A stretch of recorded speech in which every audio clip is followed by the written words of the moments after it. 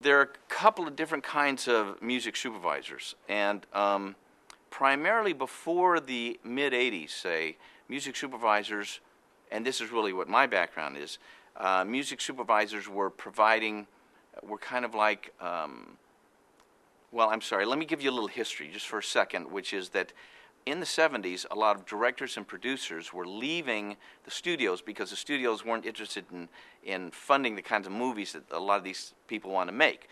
So, and if you look at the awards that were going out in the late 70s and early 80s and whatnot, a lot of the awards in town went to independent movie makers. But anyway, they had a certain vision. So they left the lots and set up their own independent companies. Well, the problem with leaving the lot is then you lose access to the infrastructure.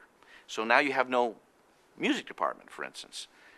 So what we did was, with our little fledgling music editing business, we created this music supervision business as well, where if you wanted to make your independent movie, you would come to us and say, okay, I need help getting a budget together, figuring out who I should hire as a composer, hiring the musicians, get me the best studio, let's figure out how much money we can spend on songs, and you help me license them, all that sort of stuff.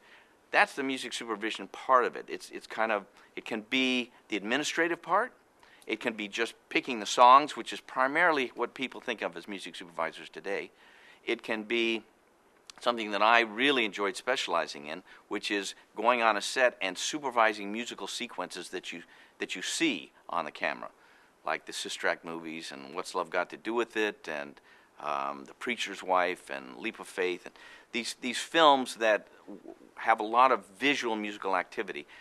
Those are particularly challenging technically, and so a music supervisor will take charge of that sort of thing too. So there's a different role, and you know, like many fields, where the music editor leaves off and the supervisor picks up is sometimes blurred. But I think what primarily people think of today as music supervisors are soundtrack people, people that select the songs, help find the right artists. Very challenging job. Doesn't really interest me that much.